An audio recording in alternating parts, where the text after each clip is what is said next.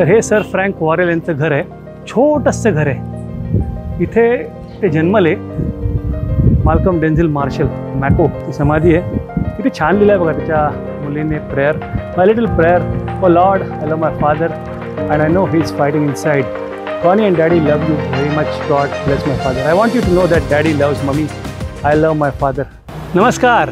माझ्या क्रिकेट कुझिन कारवा चॅनलमध्ये सफर बार्बाडोसच्या रत्नांची मालिकेत मी एका नव्या रत्नाच्या घराजवळ आलो आहे. कोण असेल ओळखा बघू.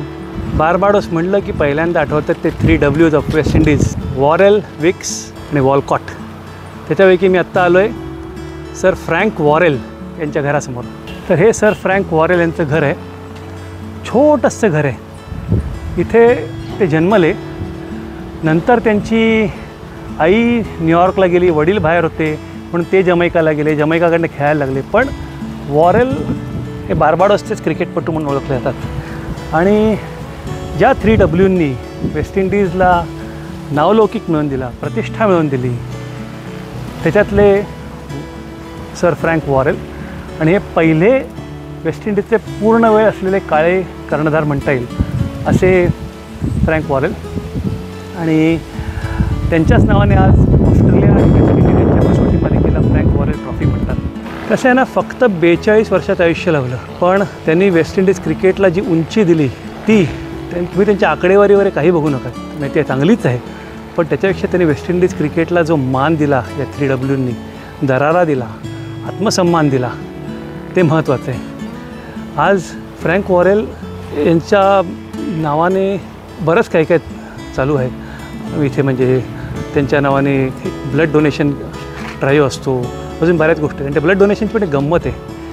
3 फेब्रुवारी 1962ला जेव्हा आपला संघ इथे होता, नरी कॉन्ट्रॅक्टरना चार्ली ग्रिफिथचा बॉल जो डोक्यावर लागला आणि अक्षरशः म्हणजे जीव घेणा तो हे होता, प्रसंग होता आणि प्रचंड रक्तस्राव झाला होता. तेव्हा नरी कॉन्ट्रॅक्टरना तातडीने रक्ताची गरज होती आणि दोन्ही संघात मिळून एकत्र झालं. तर पहिलं रक्तदान करायला कोण धावलं असेल तर ते होते सर फ्रँक वॉरेल. म्हणजे किती माणुसकी जागा असणारा माणूस होता बघा, की प्रतिस्पर्ध्याच्या खेळाडूला आपल्या गोलंदाजाचा बॉल लागला आहे, त्याला रक्ताची गरज आहे, म्हणजे जीवन मरणाचा प्रश्न आहे, तर पहिलं रक्तदान कोणी केलं? फ्रँक वॉरेल यांनी. पण एक कसे म्हणजे दुर्दैवी योग असतात बघा. हेच फ्रँक वॉरेलना पुढे ते 66-67च्या मला वाटतं दौऱ्यात भारतात आले होते संघाबरोबर. पण तेव्हा त्यांना काय डिटेक्ट झालं तर ल्युकेमिया, म्हणजे रक्ताचा कॅन्सर. ज्या माणसाने रक्त देऊन एका प्रतिस्पर्धी खेळाडूचा मुलाचा जीव वाचवला, त्या खेळाडूचा जीव रक्ताच्या कॅन्सरने जावं याला काय म्हणावं. पण हीच शोकांतिका सर फ्रँक वॉरेलची. 42व्या वर्षी गेले, नाईटहूड त्यांना मिळालं. हा एकमेव असा क्रिकेटपटू आहे की ज्याचे मेमोरियल सर्व्हिस म्हणजे मृत्यूनंतर जी असते ती लंडनच्या वेस्टमिनिस्टर ॲबीमध्ये झाली. म्हणजे जिकडे सगळे राजघराण्यांची होते तिकडे सर फ्रँक वॉरेल यांची. म्हणजे तुम्हाला कळत असेल की किती महान क्रिकेटपटू होता. 3Ws मधले सर फ्रँक वॉरेल यांचं घर मागे आहे आणि त्यांचं हे मैदान आहे पुढे. छोटंसं आहे मैदान, एखाद्या क्लब लेवलचे सामने होतील असे, पण इथेच खेळून मोठे. म्हणजे घरासमोर अक्षरशः मध्ये हा रस्ता आहे, तिथून हे मैदान आणि हे समोर घर. हे म्हणतात ना, मूर्ती लहान पण कीर्ती महान. तसं मी आता बार्बाडोसची रत्न बघतोय, घरं बऱ्यापैकी लहान आहेत सगळ्यांची, पण जी कीर्ती महान आहे त्याला तोड नाही. तर बार्बाडोसच्या रत्नांच्या सफरमधलं हे फ्रँक वॉरेल यांचं घर. बघत राहा माझा चॅनल क्रिकेट कुझिन कारवा. मी नॉर्मली ना कुठच्याही नवीन ठिकाणी जातो ना तेव्हा मला एक सवय आहे तिकडच्या प्रसिद्ध देवळात किंवा देवदर्शन करायची. म्हणजे कोल्हापूरला गेलो तर अंबाबाईला जातो, पुण्याला गेलो तर सारसबागेच्या देवळात जातो. बार्बाडोसला मला तसं काही देऊळ दिसलं नाही, पण एक हे चर्च आहे. त्याचं नाव थोडंसं विचित्र आहे, तुम्हाला वाचून दाखवतो मी, कारण इथून ते दिसणार नाही. पण हे चर्च आहे एका विशिष्ट कारणाकरता प्रसिद्ध आहे. सेंट बार्थोलोमियोज चर्च म्हणून आहे. पण मी या चर्चच्या आत जाणार नाही आहे, मी चर्चच्या बाहेर आहे. कारण तो देव आहे ना, हे चर्चच्या बाहेर आहे. कारण त्या क्रिकेटमधल्या देवाची इथे समाधी आहे. तुम्हाला कदाचित अंदाज आला असेल मी कोणाबद्दल बोलतो आहे. मी बोलतो आहे माल्कम मार्शलबद्दल. माल्कम मार्शलने या चर्चच्या आवारात चिरनिद्रा घेतली आहे आणि त्याच्या समाधीपाशी मी आता चाललो आहे. एवढा मोठा गोलंदाज पण वयाच्या फक्त 41व्या वर्षी त्याने या जगाचा निरोप घेतला. आता मी चाललो आहे त्या मार्शलच्या समाधीपुढे. तुम्ही बघा इथे ही माल्कम डेन्झिल मार्शल मॅको ची समाधी आहे आणि नवा बॉल त्याने हाताळला आयुष्यभर. नवा बॉल घेऊनच तो देवाकडे गेला, त्याचं पण एक तिथे ठेवलेलं आहे. आणि किती छान लिहिलं आहे बघा त्याच्या मुलीने prayer, my little prayer, O Lord I love my father and I know he is fighting inside.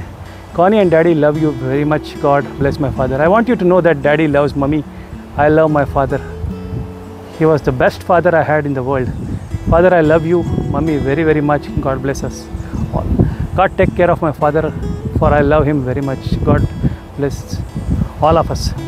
Love Mali, Daddy and Mummy. Goodbye, father. This was the last time I saw you.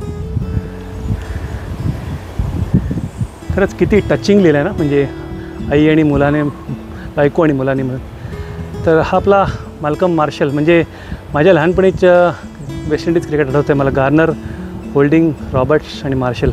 प्रत्येकाची style वेगळी होती. Garner थोडा वाकून run-up होता, होल्डिंगचा rhythmic होता, म्हणजे whispering death म्हणायचा, अक्षरशः बॅले डान्सरसारखा होता. रॉबर्ट्स डिसेप्टिव्ह होता, पण माल्कम मार्शलचा जो रनअप होता असा थोडासा तिरका आणि तो म्हणजे धडकी भरवणारा रनअप होता. म्हणजे बॅट्समनच्या समोर काय होत असेल मला खरंच कळत नाही. म्हणजे बघताना प्रेक्षकांची जी वाट लागत बॅट्समनने काय करावं असेल. तर आज मी माल्कम मार्शलच्या बाहेर, समाधीच्या बाहेर मला मार्शलच्या 2 आठवणी जागवायच्या आहेत. त्या एक आहे सुनील गावस्करबरोबर. 83च्या जॉर्जटाउन कसोटीत माल्कम मार्शलचा बॉल सुनील गावस्कर हेल्मेट न घालत असल्यामुळे इथे बरोबर बसला कपाळावर आणि तो एवढा जोरात इम्पॅक्ट होता की बॉल इथे आपटल्यावर पुढे 10 मीटर परत बॉलरच्या दिशेने गेला.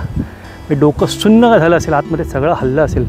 आणि हा किस्सा मी दोघांकडनं ऐकला आहे. एक म्हणजे रवी शास्त्री, जेव्हा गावस्करनं आपल्या मुंबईच्या CCIच्या हॉल ऑफ फेममध्ये इंडक्ट केलं, गावस्करने 2 महान खेळाडू जे द्वंद्व असतात ते वर्णन करताना सांगितलं. आणि दुसरा गावस्करने स्वतःलाच सांगितलं ऐकलं. एजबेस्टनला आम्ही मला वाटतं ब्रेकफास्टच्या टेबलवर ते बांगलादेशी पत्रकारांसमोर चॅम्पियन्स ट्रॉफीच्या तेव्हा पण मी ऐकलं आहे.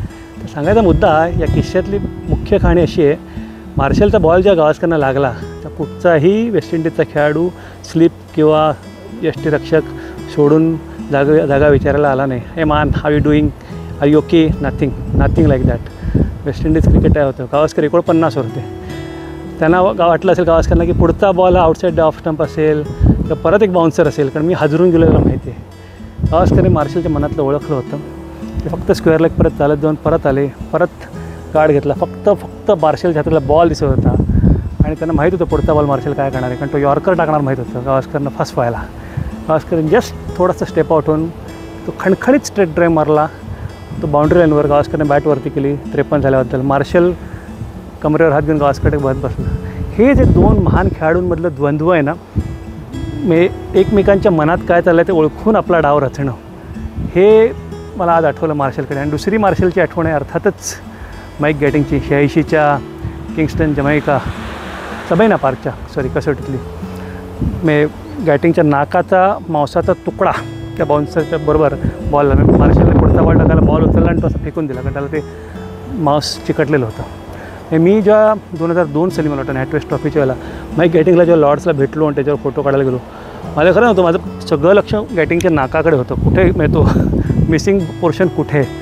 तर असा आमचा लाडका माल्कम मार्शल आज इथे चिरनिद्रा घेतो आहे. Marshall, we miss you. आज तू असतास तर तुला अनेक IPL वगैरे सारख्या संघाची बॉलिंग कोचची कॉन्ट्रॅक्ट करोडोंची मिळाली असते, तर कुठच्याही देशाच्या बॉलिंग कोचची कॉन्ट्रॅक्ट मिळाली असते. फक्त वयाच्या 41व्या वर्षी कॅन्सरमुळे पण 81 कसोटी, 376 बळी, गेल्या 19च्या वर्ल्ड कपला मी जे इंग्लंडला होतो त्या साऊथहॅम्प्टनला ते हॅम्पशायरचं ग्राउंड आहे रोज बाउल, त्याचा जो रस्ता आहे स्टेडियमकडे जाणारा, त्याचं नाव त्यांनी माल्कम मार्शलकडे ठेवलं होतं. त्याला पण मी भेट दिली आणि आज बार्बाडोसला मार्शलच्या समाधीला मला भेट द्यायचा योग होतो आहे. मी थोडंसं इथे भावनिक झालो आहे आणि समाधीपुढे होतात तसं मी 2 मिनटं नतमस्तक होईन, मार्शलला श्रद्धांजली वाहतो आणि एकच म्हणेन, मार्शल तुझ्या एवढा महान गोलंदाज झाला नाही, होणार नाही आणि वी मिस यू. तर जिकडे असशील तिकडे तू सुखात राहा, तुझ्या फॅमिलीला देव चांगलं सुखात ठेव आणि we miss you. Goodbye Malcolm Marshall Macko, goodbye. बघत राहा माझा चॅनल क्रिकेट कुझिन कारवा.